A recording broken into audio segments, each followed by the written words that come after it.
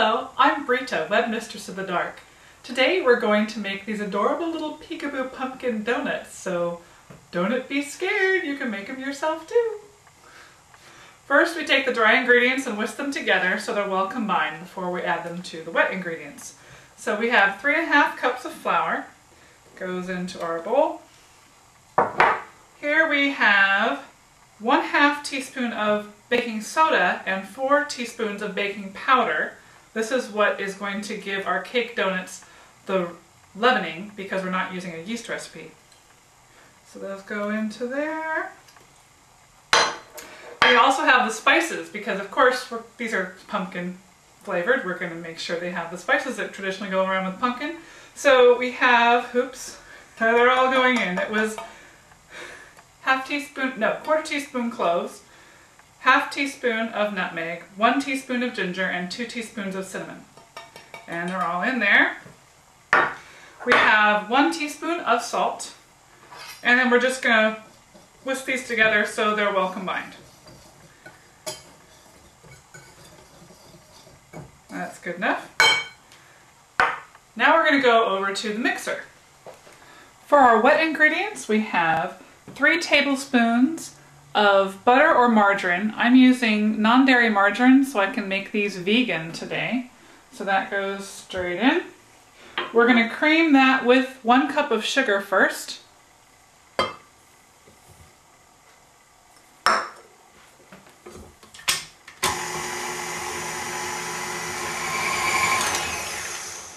Don't worry that this looks grainy at the moment because there's not as much fat in comparison with the sugar as you're used to for a normal creaming method. Next I'm going to add egg replacer. You can use real eggs, of course. You can use 2 whole eggs. I'm going to use the equivalent of egg replacer because I'm making this vegan. So this is the egg replacer powder. This happens to be a 1½ teaspoon per 2 tablespoons water to make 1 whole egg replacement. So I'm adding 4 tablespoons water. You want to mix this up right before you use it, so that's why I didn't have it mixed yet. Mix well to combine there. So it's this nice gooey white mixture. And then pour it into your mixture.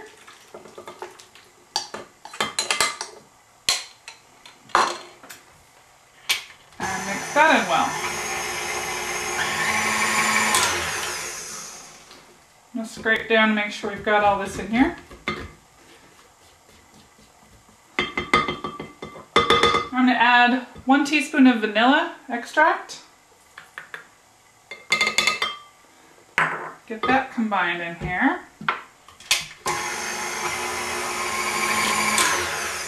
Okay.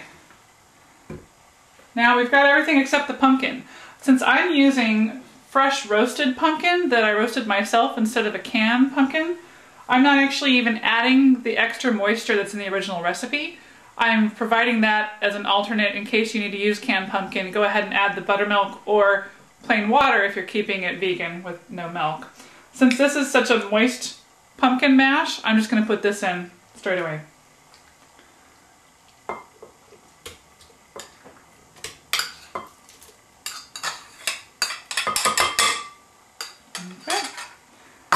And mix this in well.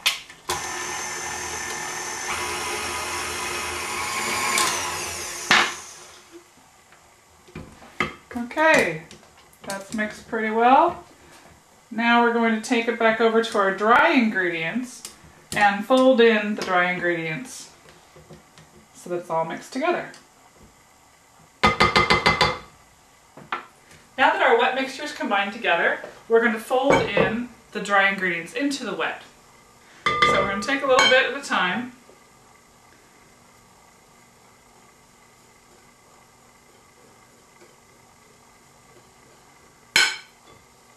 Fold that in. Can you see?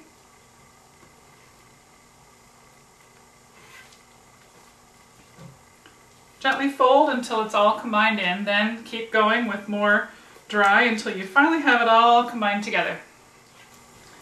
Even with half of the dry mixture now already mixed in, we have still a very moist, sticky dough. So I think the moisture level is going to be okay.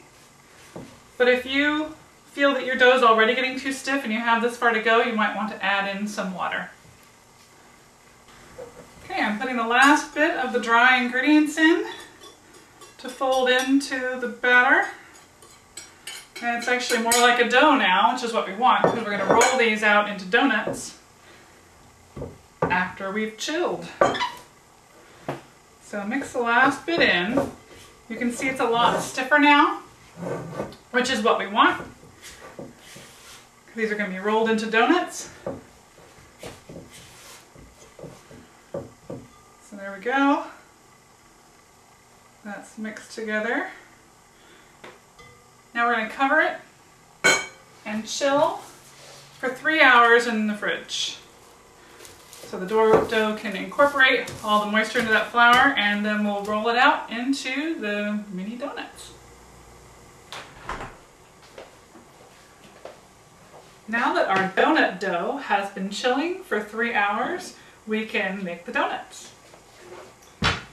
I switched containers, so I needed my mixing bowl. So here's our dough. It's nice and firm. It's incorporated everything. You want to keep this chilled as much as possible when you're working with it. So don't use more than 1/3 of it at a time, and put the rest back in the fridge. So I'm going to take out a chunk to work with. Before I put it on the board, I need to flour my board. Even though this is a non-stick rolling surface, it still needs flour. This dough is sticky.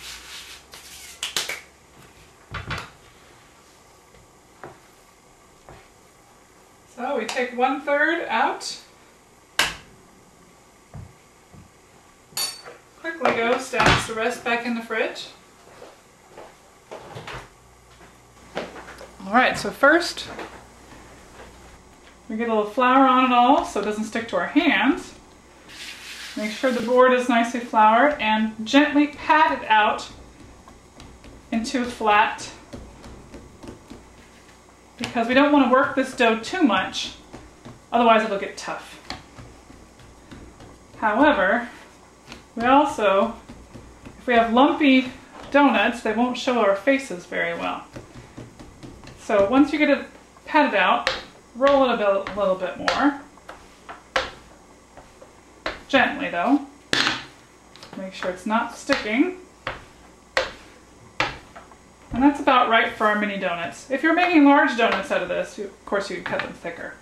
So we're going to cut the pumpkin shape only. We're not going to cut the faces yet until we get them onto the sheet.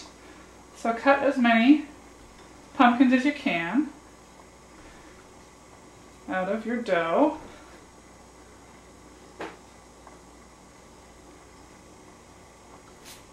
Whew. Poofy.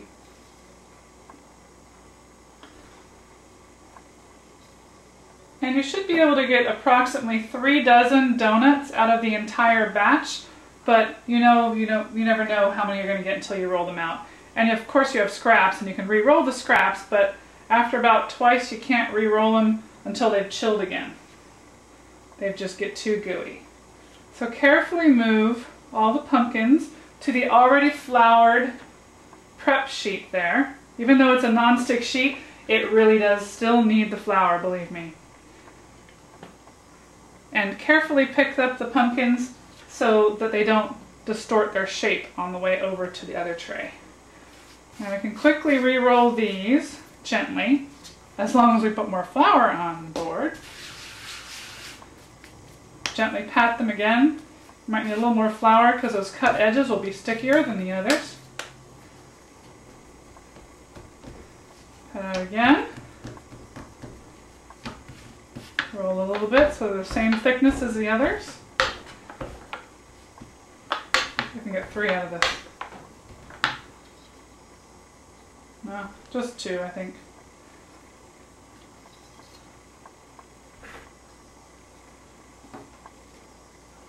On the board. I think I need to estimate 1/3 better. It's okay. Just that when you have approximately a dozen to fry, that's a good time for the scraps to chill that you've cut from the faces. So maybe I can squeeze one more out of here. It'll be a thin donut, we'll see.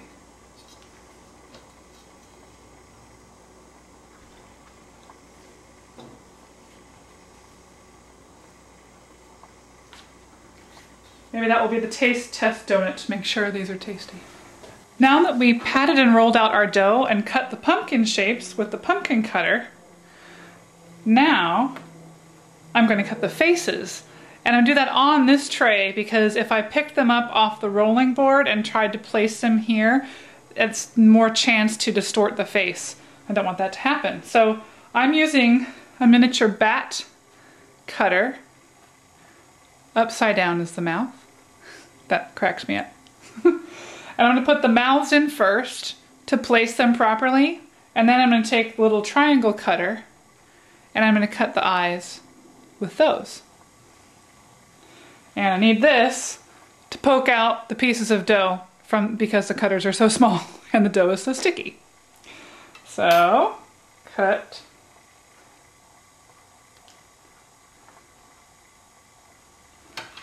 And then you're going to want to keep these scraps because you might as well make more donuts. So put them in the corner over there. Another mouth. Poke out the dough. Another mouth. You don't want them too close to the edge because then there's not enough dough on the edge and it'll get too crispy, but you don't want them too close to the center or there's no room for the eyes. And make sure when you pull it back out, you don't distort the pumpkin. You might need to brace it like that to make sure it stays down. Okay. Don't let that blob of X scraps stick to the donut. Now that we're done with the mouth, now we can go the eyes. It's just a little triangle cutter from a little tiny set of miniature cutters. So I just use a triangle because that looks like a spooky face to me. Oops. Sometimes it won't actually cut all the way and stuck up into the cutter, so just make sure you can go get it.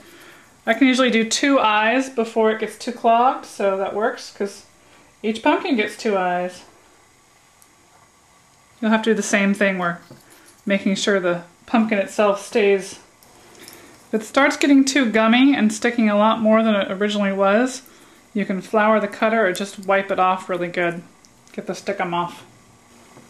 Last one. There we go. A whole sheet of pumpkins ready to fry. I'm going to put the scraps, which you can see are really gooey by now, put those back in to chill with the rest of the dough. That's at least 1 whole pumpkin right there. That's probably number 12 of our dozen. Okay, now we're ready to fry our donuts. We have a whole tray that are prepped, they're on flour, they're cut into the right shape, and our oil is nice and hot. It's at 375 degrees Fahrenheit, which is the perfect oil temperature to fry donuts.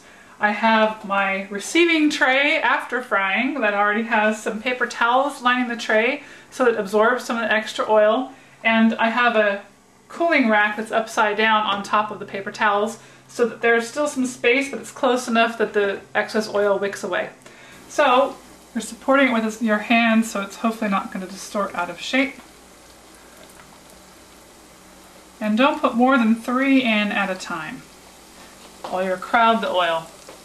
As soon as they've set and you can see they start to float, flip them over so they don't crack on the other side. And then let them go just a little past golden brown. Since these have spices in the dough, that'll already make them a little browner than you might expect. So a little past golden brown will make sure they're not doughy in the center when you eat them. Looks really cute with them smiling up at you though. Also, this is fresh oil. Often when you first start cooking with fresh frying oil, it won't brown as well. I did put a little bit of old frying oil I had kept in my fridge from the last time I used this fryer in hopes of having the browning work better. Aw, aren't they cute? And now you can keep frying the next ones. You can see you don't need a whole lot of oil. Since these are shallow donuts, they only need about 1.5 to 2 inches of oil. So if you have a different kind of pan, you don't have a deep fryer to use of your own, then you only need that much oil, and it's easier to keep that oil at temperature. This one got a little puffy on the front side before he was flipped, so his backside's cracking a little bit, but he's still going to be mighty tasty. Let them drain a bit of the excess oil before you move them to the tray. Now off to roll another dozen donuts. After I finished frying all of the donuts, I let them rest on cooling racks to make sure they were completely cool and dry. Then I decided I wasn't sure how to decorate them. I had too many choices. You could leave them plain, which are still absolutely delicious, and they have a little pumpkinish tint to the brown dough there.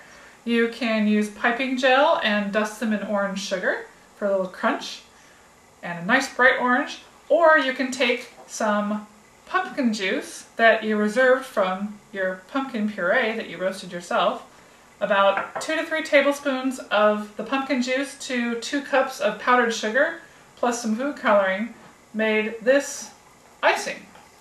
And so I tried some of those as well.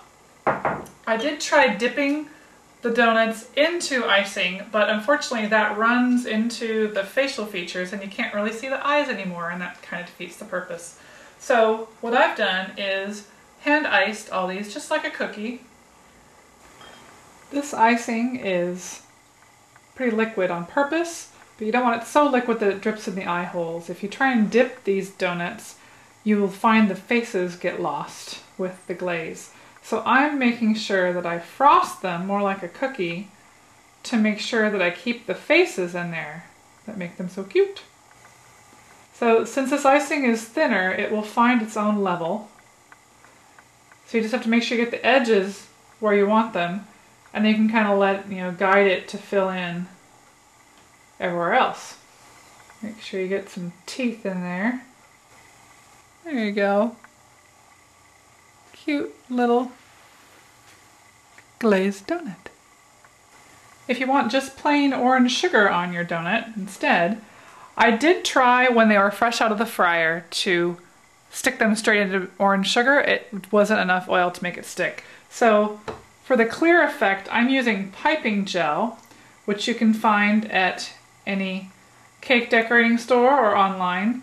It's a clear gel frosting that you can stick on anything, cakes, cookies, donuts, all of this. And all it does is it acts like glue, and it's clear so you don't see the color of the frosting. All you see is what's underneath and whatever you put on top with the piping gel.